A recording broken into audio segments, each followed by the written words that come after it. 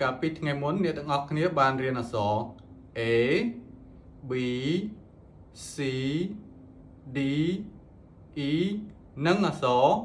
F សម្រាប់មេរៀនថ្ងៃនេះយើងនឹងរៀនអក្សរ G H ហើយនិងអក្សរ I អូខេអញ្ចឹងគឺកុំភ្លេចជួយចុច like ហើយនិង subscribe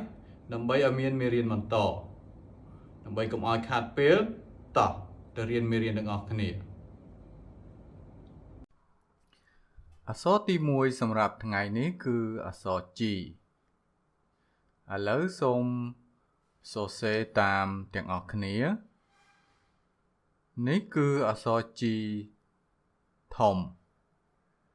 ហើយនេះគឺអក្សរ G តូចឥឡូវសូមអានតាម G G G ល្អ G goat goat goat goat មានន័យថាសត្វពពែ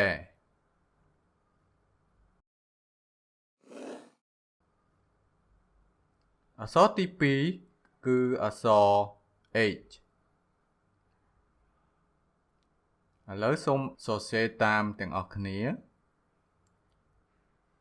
នេះគឺអក្សរ H ធំនេះគឺអក្សរ H តូច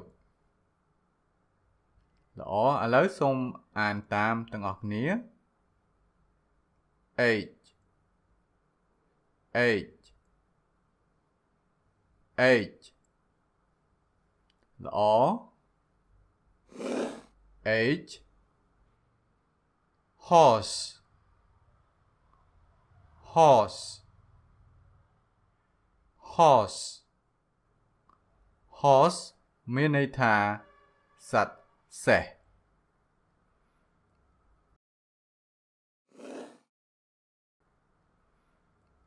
អក្សរទី3គឺអក្សរ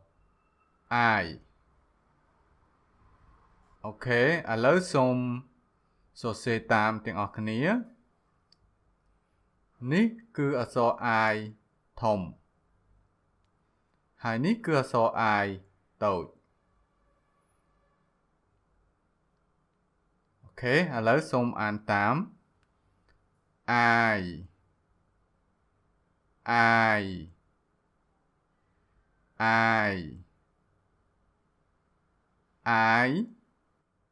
ice cream ice cream ice cream ice cream មានន័យថាការ៉េម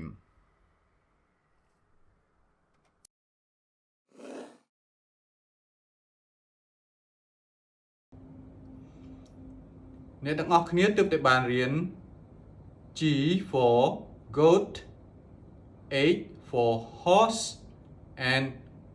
I for ice cream វីដេអូរបស់លោកគ្រូថ្ងៃនេះគឺសូមបញ្ចប់តែប៉ុណ្ណេះហើយមុននឹងបញ្ចប់លោកគ្រូសូមអរគុណដែលបានចូលចិត្តរៀនជាមួយលោកគ្រូហើយលោកគ្រូសូមផ្ដាំថាកុំភ្លេចសូមព្យាយាមអាននិងសរសេរឲ្យបានច្រើនដងដើម្បីឲ្យចាំមេរៀនស្ទាត់ហើយមួយទៀតដើម្បីរក្សាអនាម័យនិងសុខភាពជៀសវាងពីជំងឺទាំងឡាយគឺសូមលាងដៃនឹងសាប៊ូឲ្យបានស្អាតជានិច្ចមុននឹងកាន់ចំណីអាហារអូខេសម្រាប់មេរៀនថ្ងៃនេះលោកគ្រូសូមលាតែប៉ុណ្នេះអរគុណបាយ